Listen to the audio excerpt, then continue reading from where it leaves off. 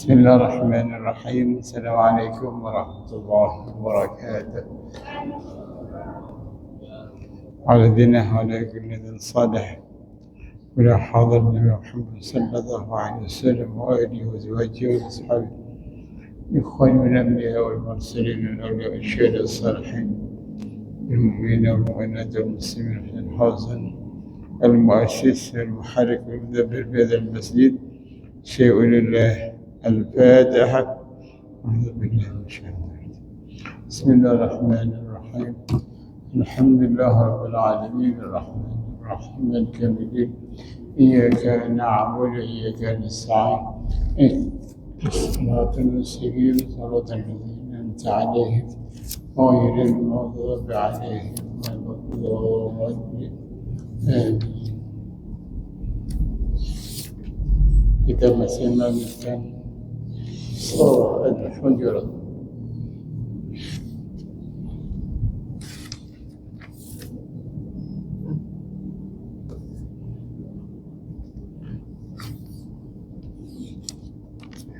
أعوذ بالله من الشيطان الرجيم. بسم الله الرحمن الرحيم.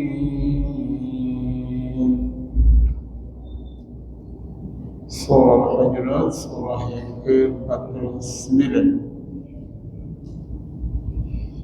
Ya ayyuhalladzina amanu la tuqaddimu baina yaday Allahi wa rasulihi wattaqullah innallaha sami'un 'alim. يا أيها الذين آمنوا لا ترفعوا أصواتكم فوق صوت النبي ولا تجهروا له بالقول كجهر بعضكم لبعض أن تحبط أعمالكم وأنتم لا تشعرون. إن الذين يغضون أصواتهم عند رسول الله أولئك الذين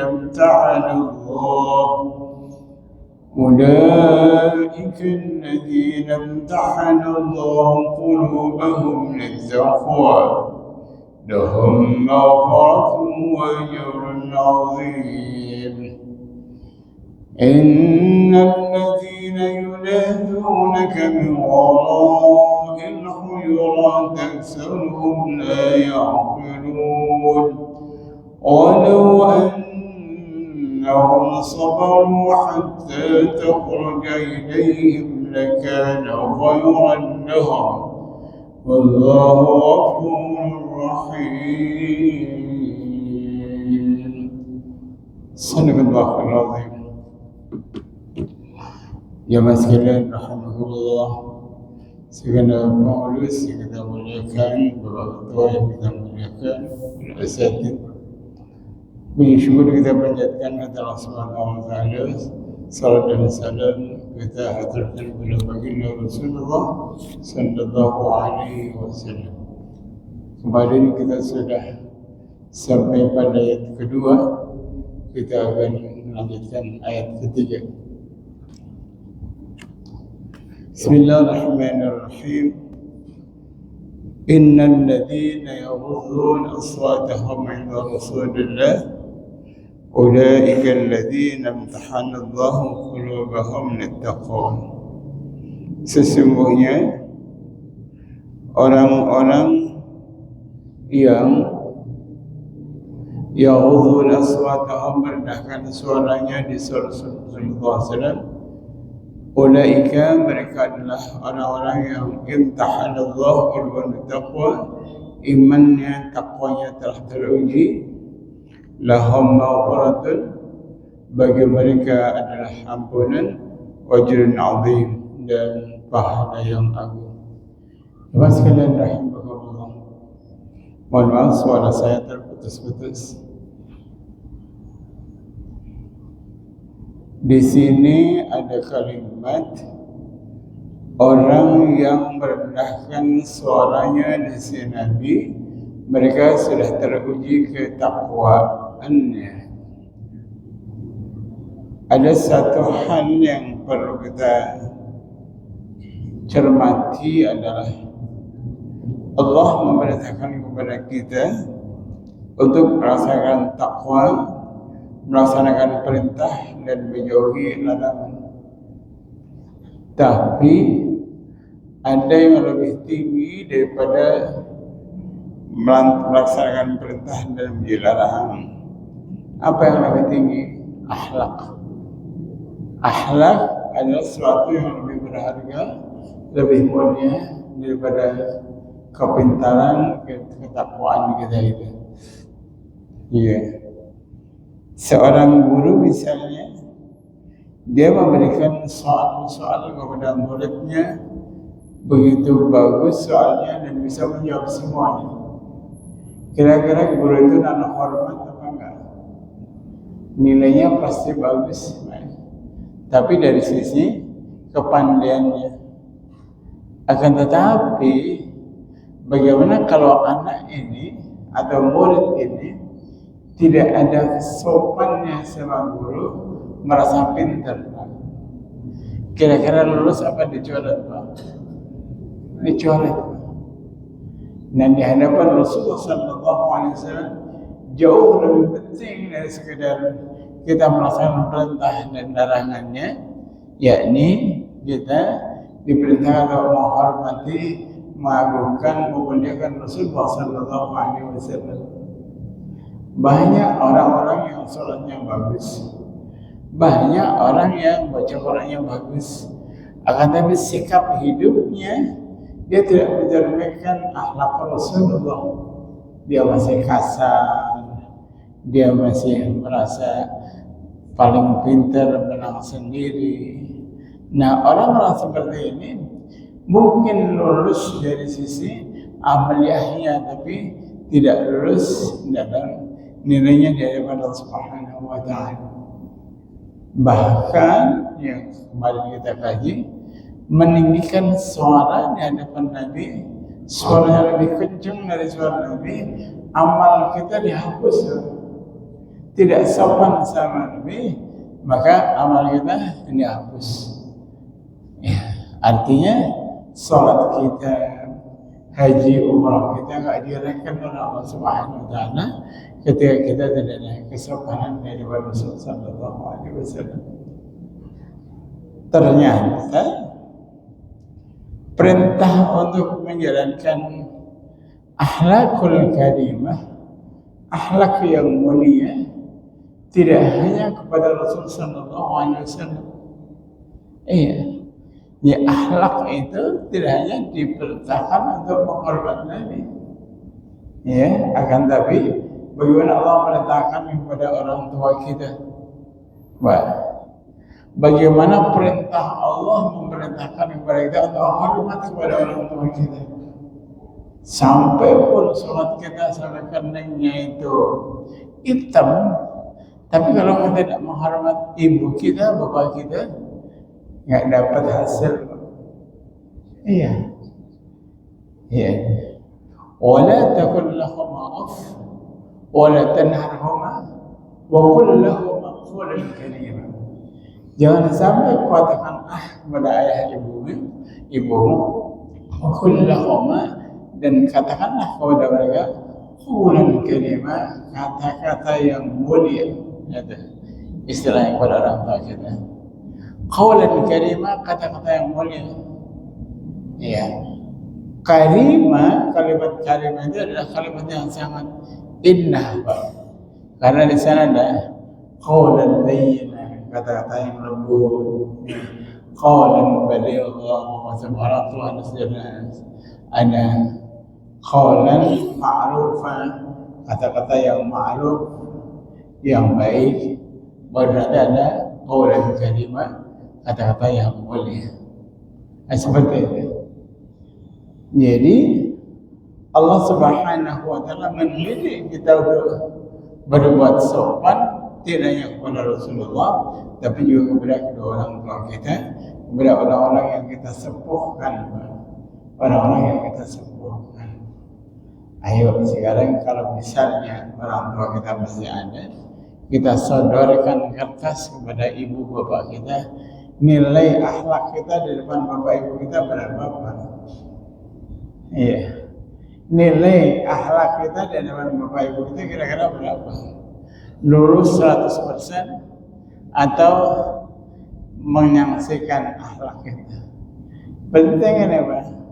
Lulus apa enggak ketakwaan kita? Kalau dari si amal soleh, anaknya lebih soleh, ngaji tiap saat, tiap waktu, sedekah lebih banyak anaknya. Tapi berkata kepada kedua orang tua itu menggugurkan amal soleh kita. Gitu. Karena itu maka etika untuk berbuat sopan, berbuat baik kepada selain Nabi juga sangat diperintahkan, wabil khusus kepada kedua orang tua. Kalau kemudian kita itu sudah bisa berbuat sopan, ulaika alladzina imtahana Allahu qulubahum littaqwa, orang itu sudah teruji ketakwaannya. Iya, orang sudah teruji ketakwaannya, Pak. Ketika ada orang tua kita sok pintar atau kita sok mengguri, kira-kira, atau kita selalu mengatakan terserah bapak, terserah ibu bagaimana baiknya. Gimana Pak? Kalau kita mengedepankan orang tua menjadi orang tua nomor 1, ini insya Allah teruji ketakwaan, teruji ketakwaan kita. Berikutnya adalah sikap kita kepada orang-orang sepuh di sekitar kita. Pak, orang-orang sepuh di sekitar kita yang mereka misalnya para penganjur agama, mereka adalah tokoh-tokoh, termasuk bagian juga yang harus kita perhatikan. Dan yang paling penting serta sangat sulit adalah bagaimana kita memuliakan, mengatakan hal-hal yang baik kepada orang terdekat kita, kepada istri kita. Kira-kira bagaimana Pak? Dengan istri kita legua atau mama, manggilnya bagus. Gimana Pak? Manggil kita sama istri kita kira-kira gimana? Legua, buset, sialan, masyaallah. Atau kita muliakan dengan penuh kemuliaan. Penting ini Pak. Di sini Allah katakan lahum maghfiratun wa ajrun karim. Orang yang imannya sudah teruji, takwanya sudah teruji, Allah Subhanahu wa taala lahum maghfirah, dapat ampunan dari Allah, wa ajrun azim, dan pahala yang agung. Ya. Jadi di antara pendidikan yang paling penting adalah pendidikan akhlak, Pak. Pendidikan karakter, Pak. Bukan pendidikan kepintaran. Sekarang kan di SD, SMP, SMA itu kan pendidikan karakter hampir tidak ada, Pak. Yang ada adalah transfer knowledge untuk mengajarkan hal-hal yang sifatnya kecerdasan. Baik. Innal ladzina yunadunaka min wara'il hujurat aktsaruhum la yaqilun. Zaman Nabi ada orang, ya maklum di zaman dulu kan masih ada orang-orang Badui, orang-orang kampung ya. Di antara yang hadirnya adalah dari Bani Tamim, di mana mereka datang dengan sedikit pongah atau sombong gitu, manggil Nabi, teriak-teriak pada Nabi di hujurat, di kamar. Jadi rumah Nabi itu gak gede, Pak. Hanya sekitar 5 meter, kemudian lebarnya itu 4 atau 3. Itu ada 9 kamar. 9 kamar. Nabi isinya 9 dan di rumahnya ngejajar gitu. Itu sering disebut dengan hujurat, itu kamar-kamar itu. Kamar-kamar istrinya itulah di mana banyak turun ayat, banyak keluar hadis, dipantau, didengar oleh istri-istrinya. Jadi Nabi ada dalam kamar, salah satu kamar. Ya, orang-orang Bani Tamim tadi teriak-teriak sampai mengatakan apa? Muhammad, kalau aku memuji kamu, kamu akan mulia. Kalau aku menghina kamu, kamu akan terhina. Sombong ya. Allah katakan, aksarahum la ya'qilun, kebanyakan yang punya akal itu orang-orang yang teriak gitu. Walau annahum sabaru, seandainya mereka sabar hatta tahajjud ini sampai Nabi keluar, ilaih melakana tentu lebih baik, dan karena pasti akan keluar sebentar salat zuhur atau salat asar, pasti dia keluar, tapi dia tidak sabar. Iya. Jadi orang itu disebut sebagai orang yang la ya'qilun, orang yang tidak berakal. Wallahu ghafurur rahim. Memang Nabi sering berhadapan dengan orang-orang Badui atau orang-orang Arabi, bahasanya Arab itu orang kampung yang secara pendidikan sangat kurang, akan tapi mereka punya kejujuran, punya keterbukaan gitu. Sehingga kadang juga walaupun orang kampung bersikap keras gitu, Allah tetap menyayangi, Allah tetap memuliakan. Kita akan lanjutkan ayat yang ke-6. Ya ayyuhalladzina amanu in ja'akum fasiqun binaba'in fatabayyanu an tusibu qauman bijahalatin fatasbihu ala ma fa'alu wa antum nadimin. Hai orang-orang yang beriman, in ja'akum fasiqun, jika datang kepada kalian fasikun, orang-orang fasik, binabai dengan berita, fatabayyanu, maka telitilah, koreksilah, antusibu, sebab kalian tidak kena tusibu qauman bijahalatin, yakni kena akibat karena kebodohannya. Atau sebuah nama Nabi, kamu akan menderita, kamu akan kecewa, rugi. Zaman dahulu sudah ada yang disebut kelompok pembawa berita yang fasik. Ya, orang fasik itu orang apa, Pak? Orang fasik itu dia mencampur adukan antara yang baik dan buruk, kadang dia taat, kadang dia maksiat. Orang fasik adalah orang yang keimanannya belum istiqamah, belum stabil. Nah, Allah katakan, "Iya aku fasikun," wahai orang yang beriman, kalau datang kepada kalian orang-orang fasik binabai dengan berita, fatabayyanu, harus cek dulu. Iya, ini ayat komunikasi, ayat untuk senantiasa memperhatikan berita yang akan kita simak atau berita yang kita baca. Wahai orang-orang yang beriman, in ja'akum fasikun, bila datang kepada kalian fasikun, orang-orang yang fasik membawa berita. Kira-kira berita yang muncul di hadapan kita dibawa oleh orang soleh atau orang yang nggak jelas, Pak? Berita yang muncul di medsos, kira-kira berita itu seperti apa, Pak? Ditanggung kebenarannya, apa disangsikan kebenarannya, kira-kira apa? Kok kita asik dengan medsos, kemudian kita share, kita terima, kita share lagi, kita terima, kita kirim lagi gitu. Padahal mereka adalah belum tentu terseleksi kebaikan seorang. Saya kira ya berita yang sekarang muncul ini adalah berita yang kebenarannya mungkin sangat kecil. Iya, berita di koran, berita di apapun bisa diolah. Bahkan sekarang kan ada cara-cara untuk merubah berita, merubah wajah, merubah segala. Ijakum fasikun, bila datang kepada kalian seorang fasik, bila fatabayyanu, maka harus dicek dulu, di cross check dulu. Jadi ada seorang sahabat yang namanya Walid bin Uqbah bin Adi. Dia diperintahkan oleh Rasulullah SAW untuk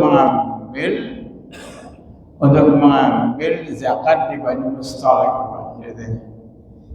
Ini Walid bin Uqbah ini ditunjuk oleh Nabi untuk mengambil zakat di Bani Mustalik. Ya. Ketika sampai di Bani Mustalik, begitu dia mau masuk kampung, tiba-tiba orang kampung pada keluar. Orang kampung keluar, dikira dia akan melawan, dikira akan menangkap. Padahal mereka akan menyambut. Akhirnya dia lari. Lari kepada Rasulullah bahwa Bani Mustalik menolak zakat. Yang terjadi gimana, Pak? Dia menganggap bahwa perilaku atau tanggapan dari Bani Mustalik mereka menolak dari pemberian zakat. Akhirnya Rasulullah SAW mengirim Khalid bin Walid untuk cari kebenarannya. Kalau memang dia menolak zakat, ya harus diperangi. Begitu tadi Khalid bin Walid datang, disambut luar biasa dan dikeluarkan zakatnya. Bahkan mereka bergembira akan datangnya Khalid bin Walid. Nah, kalau kemudian Khalid bin Walid nggak tanya, nggak mencari kebenarannya, langsung diserang dengan pasukan Khalid, kira-kira gimana, Pak? Ya hancur, Pak. Iya, hancur. Maka karena itu dikatakan fatabayyanu, maka terjadilah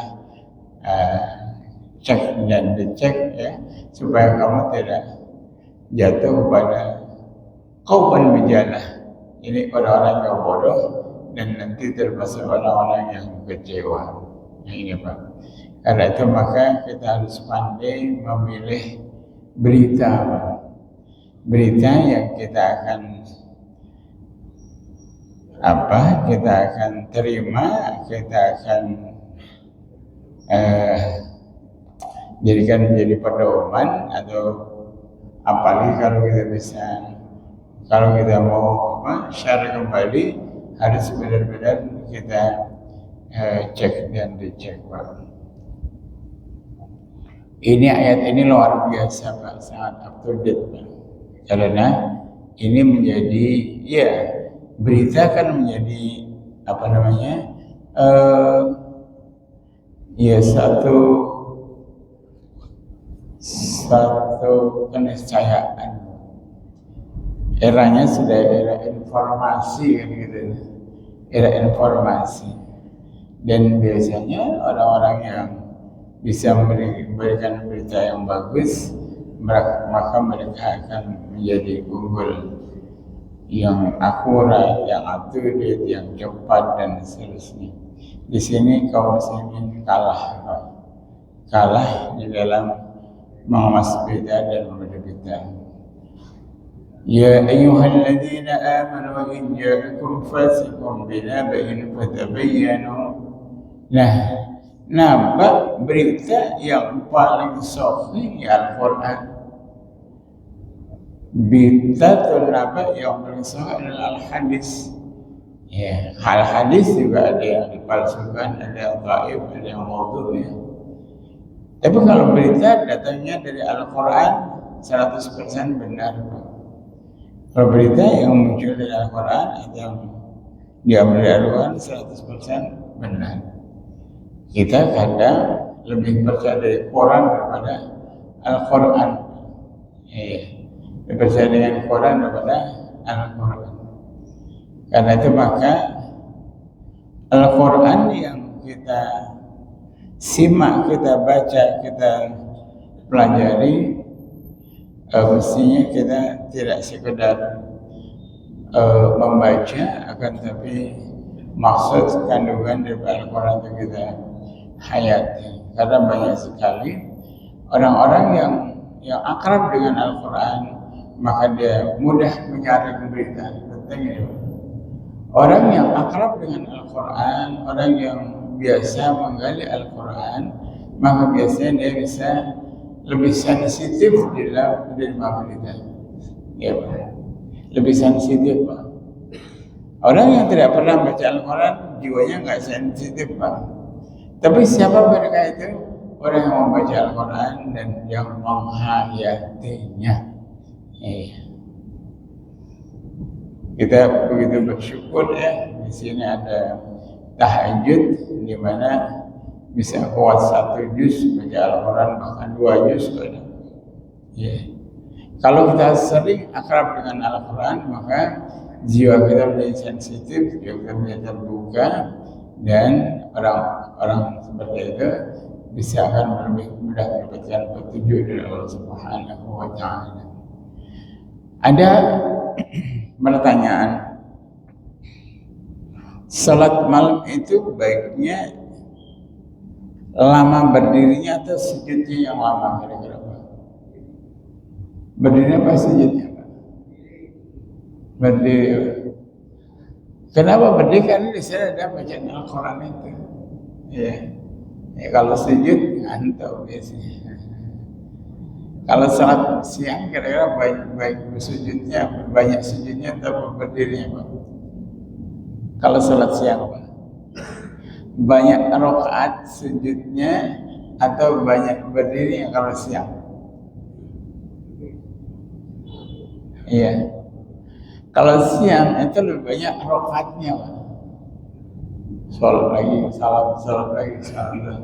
Tapi kalau malam banyak bacaannya. Gitu. Karena itu maka ketika malam itu kita sedang berdialog sama Allah melalui Al-Quran. Kalau Al-Quran itu turun kepada Nabi selama prosesnya 22 tahun, 20 hari.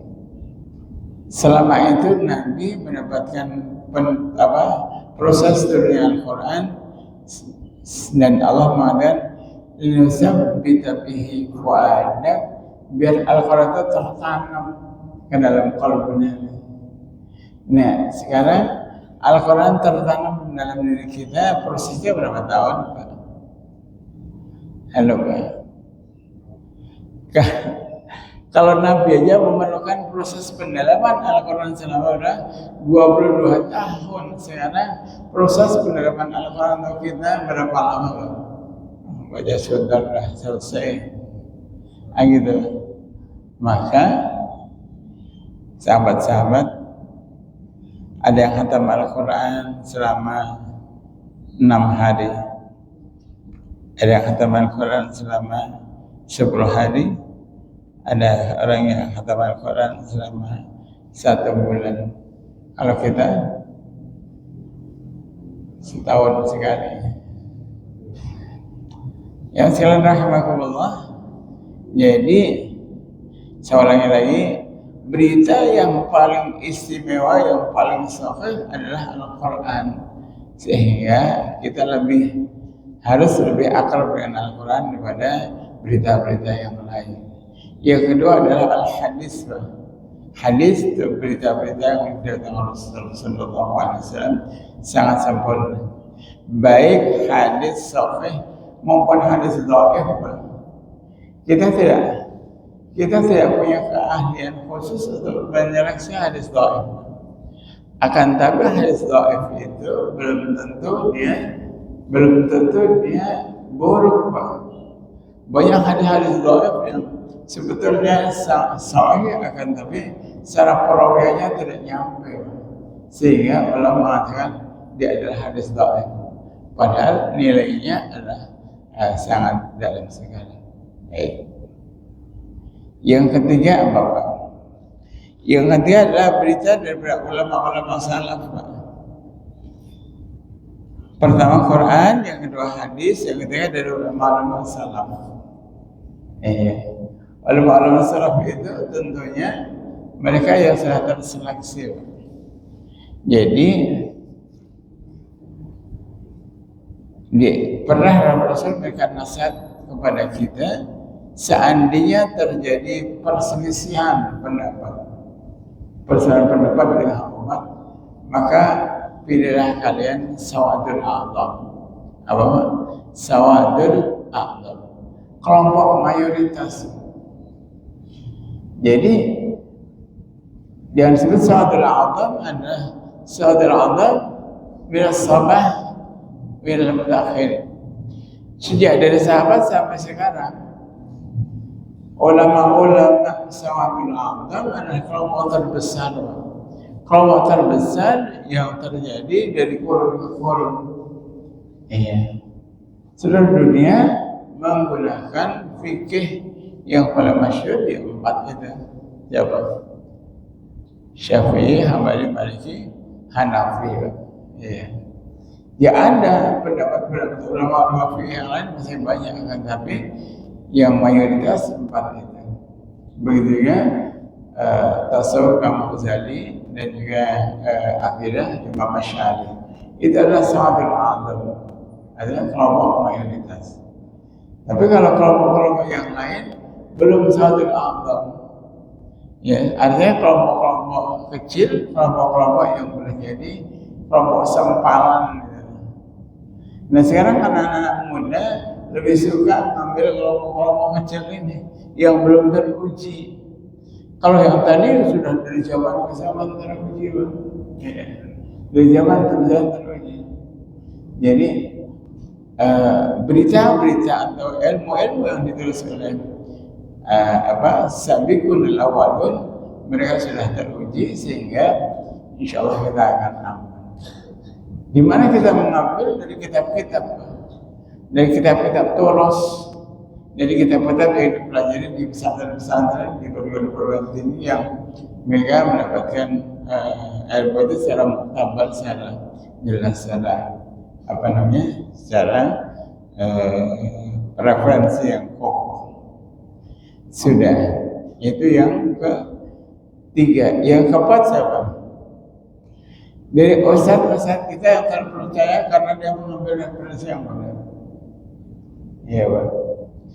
Jadi ustadz-ustadz yang terpercaya, mereka pakai referensi pada salah tadi. Jangan ustadz YouTube. Wah, sekarang yang laku ustadz YouTube, ustadz TikTok apa? TikTok kan gitu ya. Wah itu yang dipanggil di mana ceramah mereka yang dipanggil. Kenapa? Karena mereka lucu-lucu gitu. Ayo coba ini Islam dibawa oleh orang-orang seperti itu nanti kayak seperti apa? Iya. Yang membid'ahkan, mengkafirkan dan seterusnya. Seorang lagi, pertama apa? Al-Quran. Yang kedua hadis. Yang ketiga dari tolos para ulama saleh yang kita sebut sebagai apa tadi? Sawadul a'zam. Kemudian para guru-guru, para ulama-ulama yang mengambil tolos atau yang mengambil sumber-sumber yang jelas. Yang ketiga, ya bolehlah nanti Ustadz TV, Ustadz TikTok boleh, tetapi terakhir jadi maksud saya hebat. Istiqomah kok mengambilnya itu Ustadz TikTok yang dipanggil. Insya Allah, jangan sampai. Karena kita membawa misi umat. Gitu Pak. Mudah-mudahan bermanfaat. Kita akan lanjutkan pada sesi berikutnya di ayat yang ke-7. Silakan ada pertanyaan.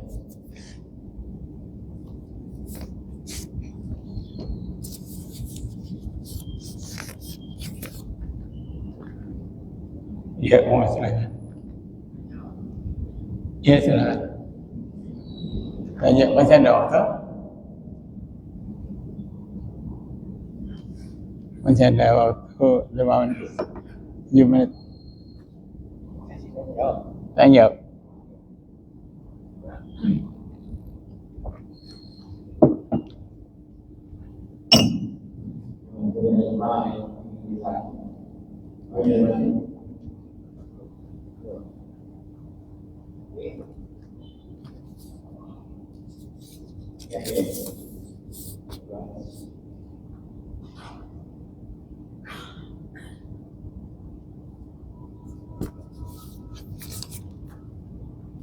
Assalamualaikum warahmatullahi wabarakatuh. membumikan Al-Quran, mengaplikasikan ayat-ayat atau yang ayat-ayat Al-Quran itu yang merupakan kebenaran dan syariat menjadi pedoman dalam bangsa. Sepertinya belum banyak menjadi Inggris kita yang mayoritas Muslim orang-orang kenegaraan itu sepenuhnya belum sepenuhnya, sehingga kalau kami punya mungkin ya tahun 98 kemarin ada yang besar menurunkan pemerintahan kemarin itu adalah yang karena kekurangannya penegakan hukum, kekurangannya penegakan aturan, sehingga harus dipaksa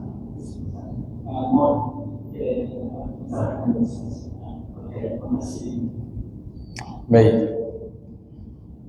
Dulu ketika Al-Quran proses turunnya, itu sahabat menerima seperti halnya para tentara menerima instruksi dari presiden atau dari nabi. Jadi mereka menerima ayat Al-Quran seperti instruksi pasal, dan kemudian mereka mencoba untuk mengamalkan apa yang dia ketahui yang langsung dari nabi. Nabi sendiri mencontohkan, sehingga Al-Quran yang ada pada waktu itu adalah hidup. Al-Quran menjadi sesuatu yang hidup. Iya, Imam Ali mengatakan, kami bukan serdadu-serdadu yang turun di medan laga dalam mengamalkan Al-Quran. Nah, generasi itu tidak hanya masa sahabat, turun pada tabi'in dan juga pada tabi'in. Artinya mereka ketika masih mengumpul di Madinah, ketika masih menyatu, maka mereka hidupnya ya hidup di bawah naungan Al-Quran atau hidup membumikan Al-Quran. Persoalannya ketika umat muslimin semakin banyak dan juga komunikasinya tentunya tidak sehebat sekarang, ya Pak ya. Artinya zaman itu terjadi kerenggangan, yang bergerak di bidang Al-Quran luar biasa, tapi yang jauh di Al-Quran juga banyak. Nah, zaman itu kalau yang bergerak dengan Al-Quran, subhanallah, mereka yang hafal Al-Quran, mereka yang hafal hadis, mereka juga ya hidupnya terjaga. Tapi proses di dalam perjalanan umat Islam kan ada perang-perang dan seterusnya. Iya, baik. Bagaimana kondisi umat sekarang? Kondisi umat sekarang sifatnya parsial, tidak punya imam. Kita ini nggak ada imam yang qudwah, imam yang menjadi pedoman atau menjadi imam yang mengayomi semuanya. Iya. Kita nggak punya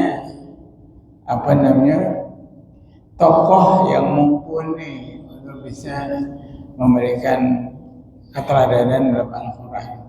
Seandainya pun ada, sifatnya hanya tidak menyeluruh. Banyak ulama Al-Quran, banyak. Pak Quraisy apa alimnya, Gus Ba seperti apa alimnya, banyak ulama Indonesia yang mereka hafal Al-Quran, akan tapi tidak mampu untuk memberikan pengajaran yang bisa diikuti oleh umat. Maka nggak ada lain kecuali kita harus mempunyai figur pemahaman Al-Quran seperti apa. Walaupun itu akan sangat sulit karena sangat luasnya pengetahuan Islam. Ya. Jadi sangat luas pengetahuan Islam dan tidak mungkin kita akan mendapatkan tokoh atau imam sentral, tidak mungkin. Mau tidak mau, ya kita harus melalui masjid-masjid itu. Dari masjid-masjid, dari pesantren-pesantren itu mengajarkan Al-Quran, membuat kader-kader Quran gitu. membuat kadar-kadar Al-Quran baru sampai pada bisa menghafal. Kita bangga dengan anak kecil kita yang hafal Al-Quran. Akan tapi yang ajar sama yang diajar ya sebatas tilawah. Tilawah apa? Hanya membaca. Nah itu. Saya kira itu Pak. Jadi perjuangannya panjang, perjuangan panjang. Tapi nggak boleh putus asa. Iya. Silakan ada yang lain.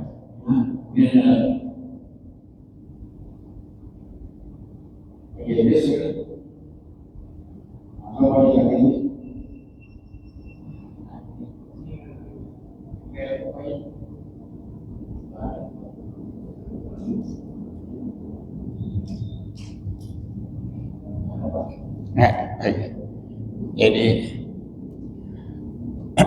ma'had Al-Quran atau pesantren Al-Quran sudah sangat banyak. Hanya coba kalau kita punya pemerintah yang bisa mengawal, gitu. Pemerintah yang bisa mengawal tegaknya nilai-nilai Al-Quran.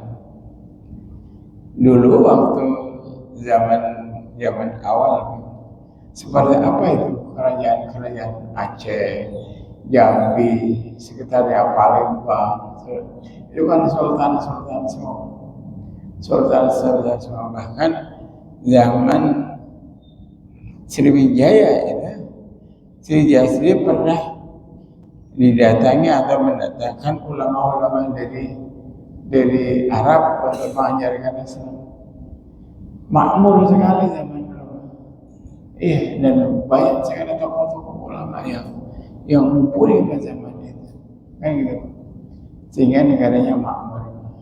Sekarang bagaimana Pak? Daerah-daerah pesisir yang dihantam banjir kayak apa? Hancur semua. Hancur semua kan Pak.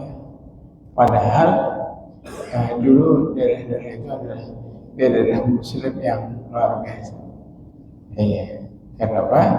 Karena tidak ada fungsi khalifah yang kuat. Khalifah tidak mesti harus kerajaan Islam, akan tapi dan Allah katakan Allah kata berfirman ini adalah Allah yang saya bangsa. Sudah aku tetapkan dalam kitab Zabur bahwa bumi ini saya wariskan kepada orang-orang saleh. Bumi ini saya wariskan kepada orang-orang saleh. Tidak percaya salah secara agama, ada salah secara pengelolaan, salah secara manajemen. Gimana Pak? Yang ngelola bumi Indonesia itu orang salah atau bukan? Enggak ada negara-negara yang dijamin oleh Allah untuk stabil semua, enggak ada. Hanya Mekah Madinah saja. La usbah hadzal balad atasabbihan baladil amin kan. Hanya Mekah Madinah saja. Walaupun masyarakatnya mungkin ada yang tidak baik tapi menjadi aman. Tapi selain Mekah Madinah maka sangat rawan dengan bencana atau sangat rawan dengan hal-hal yang sifatnya kehancuran. Allah katakan di dalam Al-Quran misalnya, laqad kana sab'un ada satu tanda yang sangat istimewa, yakni kerajaan Yaman. Gimana Yaman itu?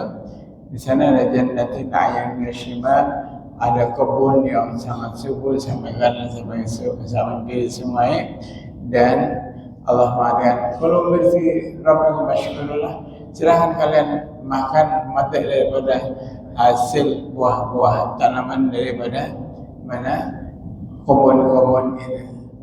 Tapi fa'aradu kemudian orang-orang Yaman fa'aradu berpaling. Kemudian Allah katakan aku kirimkan banjir bandang. Jadi walaupun Yaman disebut sebagai baldatun thayyibatun wa rabbun ghafur, tapi Allah kirimkan dengan banjir bandang sehingga kebun-kebun hancur dan bendungan Arab jebol, akhirnya merana sampai sekarang Pak. Sampai sekarang Yaman menderita. Kenapa? Karena bendungannya hancur tadi. Seperti itu. Indonesia seperti apa itu? Kemarin di Aceh, di Sumatera Barat dan seterusnya hancur, masya Allah. Kasihan. Saya kira itu Pak. Kenapa? Karena tidak ada apa?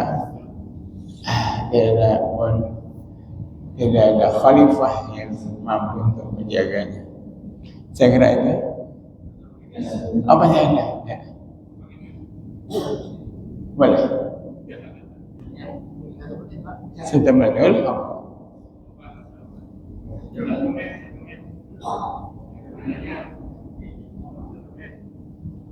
Assalamualaikum warahmatullahi wabarakatuh. Salam. Itu bencana di Sumatera Aceh. Itu termasuk musibah, gagal, atau ujian, atau peringatan, atau apa? Soalnya saya tanya beberapa teman itu, Aceh ada di dunia, yang nanti dikatakan itu peringatan ada orang-orang sekitar, karena ulah dirinya sendiri, kata begitu. Nah itu mereka pakai penjelasan sendiri atau Assalamualaikum warahmatullahi wabarakatuh. Sudah orang Allah katakan, wattaqu fitnatan allati la tusibanna alladziina zalamu minkum khassah. Takutlah Anda kepada satu musibah yang tidak menyentuh pada orang yang zalim saja, tapi orang-orang yang tidak zalim bisa mendapatkan musibah. Itu musibah. Orang yang zalim tentu adalah bisa menjadi adab, tapi orang-orang yang tidak zalim yang kena di situ adalah musibah. Jadi bisa saja adab Allah berikan kepada orang-orang yang berbuat zalim. Ya kalau zalim maka nilainya jadi adab. Tapi kalau yang tidak zalim mungkin di situ nilainya musibah. Saya kira itu Pak. Jadi dipilah-pilah tergantung kepada orang yang menerima cobaan itu. Saya kira itu Al-Fatihah.